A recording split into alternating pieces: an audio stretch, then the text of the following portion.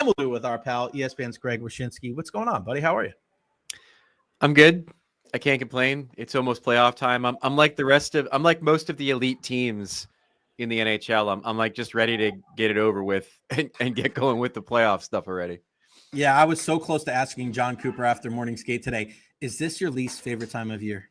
Because he's answered the same questions, and we gotta ask him, right? But it's just like, well, at this point, it's like we just want to be healthy, right? Yeah, I was gonna say it's not only that; it's just like counting down the days until inevitability, which is to play a really tough team in the first round because you're in the Atlantic, and then hoping that you don't have some catastrophic injury that all of a sudden subverts all the good things you've done. So it's like it's got to be tough. It's got to be you just want to wrap all these guys in bubble wrap and hope for the best as you count down the games.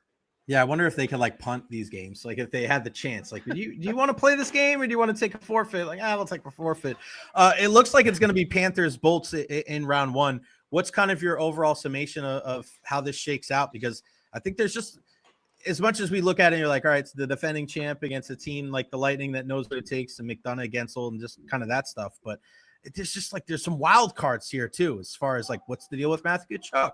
Like, are they going to miss some of the secondary guys that every single cup team loses in free agency? What are you looking for in this series if it looks like we're heading in that direction? Yeah, I think your second point is an interesting one only because they did have so much atrophy from the cup team last season. Little role players here and there, you lose them, and all of a sudden you think back and every Lightning fan knows that once you start losing the guys on the third and fourth line, sometimes the team ain't the same as it was during the glory years. And they have been glory years for the Panthers. I think you can't underestimate how many miles are on those tires after two very long and physical runs to the Stanley Cup final, of course, winning it last year.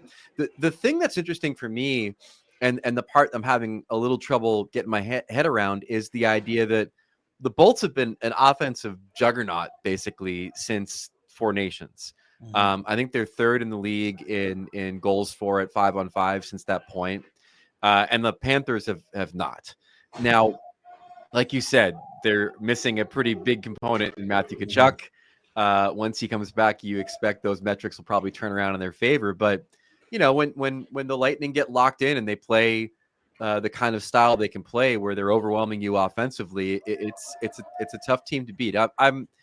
I'm very curious about this series. I think the default setting for a lot of us is to just assume that the Panthers are going to make it through again. But I think the Lightning are a lot better than maybe people expect them to be. Yeah, it's a weird, and I don't disagree with you. I feel the acquisition of a guy like, has anybody had a quieter 40-goal season than Jake Guentzel? Yeah. Like I was having this conversation with somebody the other day. I was like, who's the Lightning's MVP this year?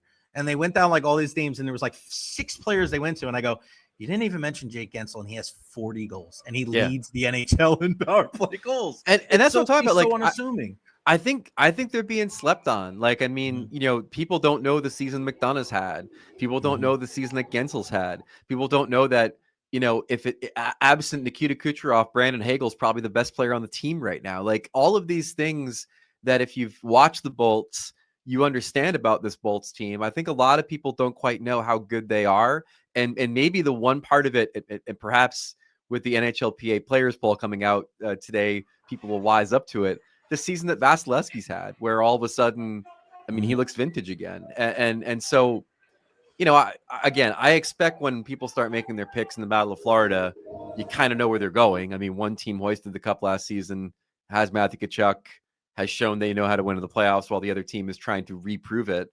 But I might swerve on that one a little bit. Like I really like what John Cooper's done with this team, and I like the composition of this current Lightning team a lot too. Look at you with the swerve reference. Whose house? Swerve's house. Swerve's here. house. Like AEW action, but we're no hate for Booker T here. I don't know if you saw that. The whole beat that is crazy. Yeah, I know. Cooch the other night in the middle of the second period just started like, he had that look on his face again, like, oh yeah, playoffs are coming, and he just started skating around and taking the puck away from everybody. Yeah. He gets in these weird modes where it's like for a week you're like, does he really care? What's the deal? And then he just turns it up to another level where he literally, it's almost like a 12-year-old playing against 9-year-old. They start skating around the ice, taking the puck, shooting, getting the rebound, taking the puck away, and it's just like, geez, man, it's amazing. You would know this better than I would. Like, does it matter to them that the Panthers are the Panthers now? Like, I'm sure that, listen, they hate each other. Like, there's definitely always been a rivalry between these teams ever since maybe like 3 or 4 years ago. Probably it got ratcheted up when Kachuk arrived. But like, do you think it bothers them that the Panthers of all teams have risen up and become a cup champion, and while the Lightning have kind of faded back a little bit? I think that, and I wonder if teams are like this more of, I don't get that sense with this Lightning team that it's, I had this conversation with Callahan when he first got traded here, and he was just like, Jay, the Rangers and the Islanders, the Rangers and the Devils, the Rangers and the Capitals. We had so many different rivalries with everybody. Everybody hated each other. Yeah. But the Lightning, it's almost like they almost grade themselves to their own bar, right? So it's even like, hey, they did their thing. Like, we weren't good enough. Now they're looking at it as like, we got McDonough back, right? I feel like it's almost like the Avengers getting another guy back. Like they were able to get to Thanos, right? And now it's that scene where people are coming through and like, oh snap, here comes the Winter Soldier, right? Like, and that's what McDonough's done. So McDonough and Gord came through the portals. That makes Gensel Captain Marvel, I guess. Like, he's kind of coming in from the outside at the last moment to save the day. I think it works. They're all of a sudden, like, all the artillery is moving towards the other side, and it's Jake Gensel and his 17 power play goals. Yeah, right. Exactly. Listen, I know you, and I remember one of your articles that you wrote many years ago about hockey players and WWE superstars. Like you're like me. You're always thinking like, how do we put all this stuff together? All these crazy things in our mind. I want to ask you about the NHLPA voting. I thought I was going to get a good clip from Cooper today, and he's like, it means we have good players. Everybody respects them. Thanks, Coop. I was expecting something a little bit more verbose here, but what did you make of? And I saw you quote tweeted one of them. I was with you. The fact that Connor Hellebuyck doesn't get more love around the league is astounding. Even he just represented Team USA and they went to the gold medal game. What else besides that stood out to you? Anything else surprising? I want to touch on that for a second because, like, you said he doesn't get enough love. Well, maybe we give him too much love. Like, I am not a default setting players guy. Like, there are people that have played in this game that are on television that I think are morons. And I don't just think that they know more than me because they played hockey. I know that's very snooty snotty, but players sometimes buy into narratives quicker than a writer does, which is saying something. That being said, like, the fact that he was third behind Vasilevsky and Shecherkin at a time when we all assume he's going to waltz to his like second straight Vezina, I thought was shocking. Like, that's the only truly shocking result in the entire player poll. The rest of it was interesting, like Sid coming away with most complete player for the 6th straight season, but Barkov closing the margin to it being under 20 votes between them. I thought that, the default settings of McDavid winning best forward and Makar winning best defenseman, we're just going to see that in perpetuity. Yeah. I don't know. Like, the goalie thing is what really jarred me in that player poll a lot. I was really stunned to see it, only because Hellebuyck won the Vezina last year and did nothing this season to, sway that mindset that he was going to win it again. Yeah, and we were in Toronto last year, and I was the only member of the Tampa Bay media there. And I remember just walking around, and in between, people asking me if Kucherov was drunk because of what happened at the skills competition. And I was like, no, if he was drunk, he probably would have won. But everybody, and there was just so many people as I walk around, they're like, yeah, it's McKinnon's year. It's his turn. I'm like, there's still 30 games left. What are you talking about? Like, do you sense that too? And it might just be preaching to the choir. It seems like at times, like, I still can't wrap my head around that people would think that Austin Matthews is a top 3 Selke guy, and Kucherov is a top 5 MVP candidate last year. There was people that actually said that. Like, are you there? It's mind-boggling, man. By the way, Kucherov got the second smartest player in the league, according to the people that answered that question, which that's fascinating to me. I don't know how you quantify smart. I guess maybe like hockey sense, and then you see the way the guy distributes the puck. It makes a lot of sense. But at the same time, like, Adam Fox made the top 5 because he went to Harvard. So I mean, like, I don't know how these guys process smartest player. No, there isn't enough respect and love for Kucherov and what he does. I mean, if you look at the Hart Trophy standings in our latest awards watch, Draisaitl's got the inside lane amongst skaters. Hellebuck's going to be right there amongst goalies. Kucherov, I think, was right outside the top 3 with McKinnon right in front of him, but he definitely had a decent amount of passion behind his candidacy to maybe be a finalist. But I mean, for all he's done and for the gap between him and the next highest scorer on the team, he's probably at best the third choice right now for the Hart Trophy, according to the voters. Yeah, it's funny because he's going to win the Art Ross again.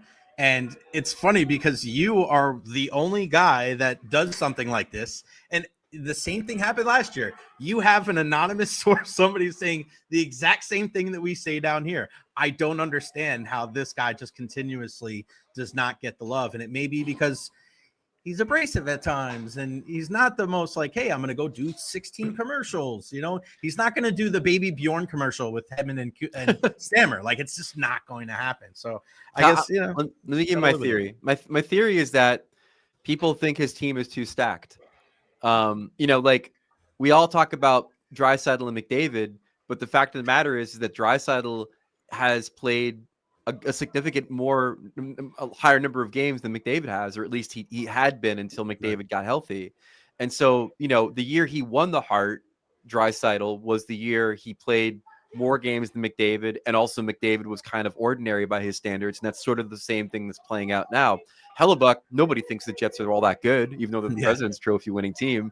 So he's going to get the lion's share of the credit for them being as good as they are. I think when people look at Kucherov, they look at Point, and they look at Gensel, and they look at Hagel now, and they look at Hedman, and before that Stamkos, and they say to themselves, he's got enough around him that no wonder he gets this many points. So I think there's a certain amount of that level of bias towards him. Right. When in actuality, it's like, hey, why do you think all these other guys get their points? Like, it's because they have Nikita Kucherov on their team. That's true. It's like the chicken and the egg, right? It's crazy. All right. Enough of the hockey talk. Let's talk about WrestleMania. I wanted to get some good time for wrestling talk with you today. WrestleMania 41. I'm gonna leave it up to you, man. What's the number one storyline you're looking into going into this weekend? Well, it's Cena and Cody. I'm intrigued to see. Well, one, if they're gonna put the belt on Cena now, or make it more of a pursuit as the year goes on.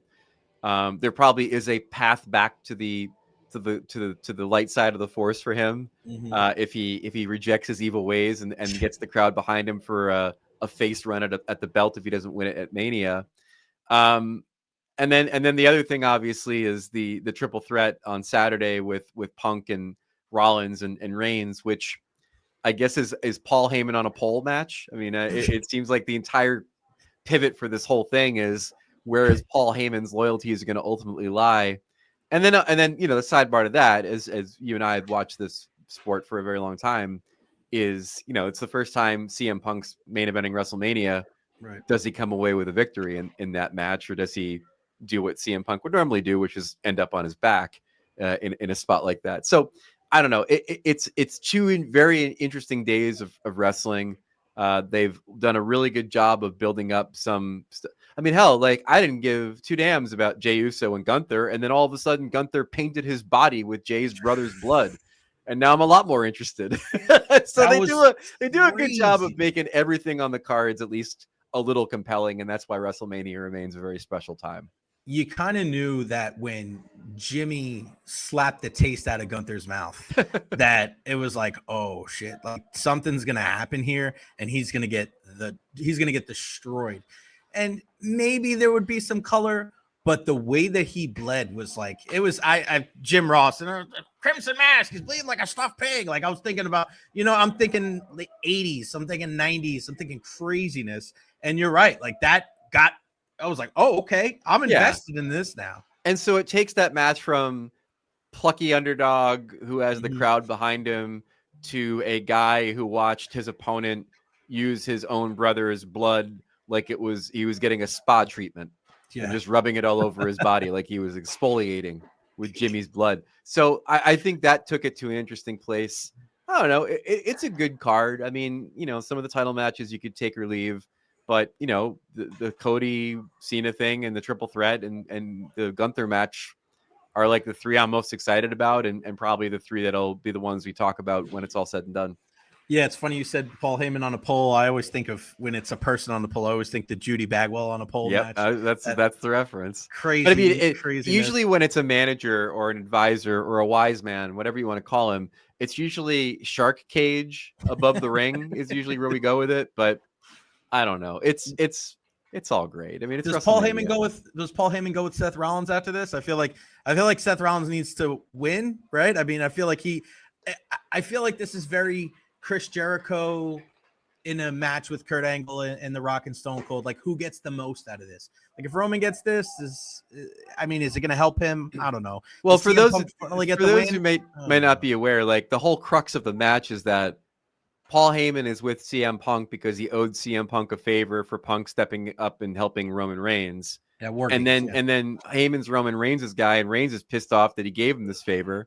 And now Seth Rollins believes that he's owed a favor from Paul Heyman for not beating the crap out of him, which I'm pretty sure is extortion. I don't think that's how favors work. But it's all very interesting. And at the end of the day, like you said, it's gonna be Paul hitting someone, for my money, hitting someone with an old timey cell phone that's the size of an army walkie talkie. If you really wanted to bring it back to the great early days of Paul Heyman, but it'll be something that happens, and all of a sudden we're very mad at him. I think is probably what's going to happen. So we're talking about all these flashbacks. So you're saying that Paul E. Dangerously is going to come back from WCW days with the long ponytail and that long dream phone that he had back in the day. He had a gigantic cell phone. He used it as a weapon. He had a ponytail. He had a skullet, like a ponytail in the back, and he was bald up top. He looked like the kind of stockbroker who would have worked for Jordan Belfort at the time. It was a great look. Him not playing the Penguin at any point in any Batman is a crime unknowns to man. All right, before I let you go, I want to ask you about selfishly. All right, back to hockey real quick. What the hell happened to the Rangers this year? I got to ask you, just because I know my mom. I mean, not my mom. My brother always wants to know about some Ranger stuff. But what the hell happened to the Rangers this year? Did it go back to? This is my thing. I want to get your opinion. I feel like the fact that they didn't have Mika Zibanejad and Chris Kreider step up and be a captain when it seemed like it was their time, and Trouba kind of just like, all right, I'll take it, knowing that he wasn't like a long-term part on that right side because you had Fox and Schneider. I thought that was like the trickle-down effect, including getting rid of John Davidson and keeping Chris Drury on. Like, did they overreact to that first-round loss to the Devils a couple years ago? Like, where did this all go wrong? They're not good. Like, their 5-on-5 numbers have not been good for years, but they've outkicked their coverage with a great power play and one of the best goalies in the world. And then what happened this season is it was recognized that they weren't good enough to win a cup. And the realization from upper management, ownership, James Dolan, let's be honest, was that they probably weren't built to win. They weren't tough enough, which has been kind of a theme over the last few seasons, if going all the way back to the Tom Wilson, Artemi Panarin incident, if you remember that. Mm-hmm. And so they wanted to change the complexion of the core. They got Trouba out of there. Both Zibanejad and Kreider weren't good this year. Kreider probably more injury than anything else. They go and get JT Miller because that's the kind of player they want to be their core player. And it's the reason they went and started their soft tampering on Brady Tkachuk with the Ottawa Senators. And honestly, the worst thing to happen to the Rangers this year was Ottawa was good. So Brady doesn't have a reason to want to leave anymore. So what you'll see this offseason is probably Zibanejad and Kreider both go. And them remaking the core of this team into more of a dogged JT Miller type team. And then we'll see what happens going from there. They still have a lot of pillars in place for their foundation, whether it be Shecherkin or Adam Fox or, if Keandre Miller can find his game again, they've got some players. Will Cooley was great this year. Yeah. But like, there's a lot of other stuff that needs to change. And then it comes down to whether or not you have faith in Chris Drury to be the guy that figures out how to change it. I think what happened is that when I posted that picture of Chris Kreider picking up the hats on his front lawn, I think that broke the team. So I'll take full credit. What about your Devils? What do you think? Oh, I think making the playoffs was prize enough. I really thought they were going to fall off a cliff when Jack Hughes and Dougie Hamilton both went out. I don't know what Dougie's status is for this series.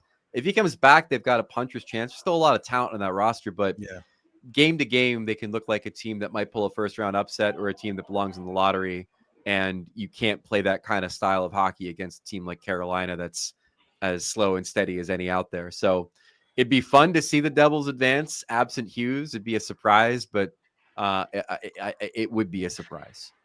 I appreciate you taking some time today to join me. I know you were doing, what were you at a Disney or something? I saw a picture of you shooting. What was that all about? Six Flags Great Adventure, baby. Jackson, New Jersey. I'm a Jersey native. I've been going to Great Adventure ever since I was a kid. My kid is a huge fan. She's on spring break this week, so I had to hook up and head over to Six Flags. It was the Justice League game. It's kind of like the Toy Story thing. If you know Disney, the Toy Story, you take a gun and you're shooting stuff on screens. They have a Justice League version of it, and I was the big winner in my car. I got the highest score in my car because I guess I'm handy. This is going back, like all these kids in this car, they never played Duck Hunt. They don't know what's up. Like I played Duck Hunt. I got years on them, years of experience on them. Area 51 in the arcade, Duck Hunt at home. This is a piece of cake with the light gun. Greg Wyshynski, never a guy to stand really close to the TV screen with his orange Duck Hunt gun. He definitely took a step back. He was an honest guy, like he always is. At Wyshynski on Twitter/X. Greg, always fun. Talk to you again soon. I'm sure I'll see you around the arena somewhere, and enjoy WrestleMania this weekend, pal. Thank you. Absolutely. Thanks for having me. All right, buddy.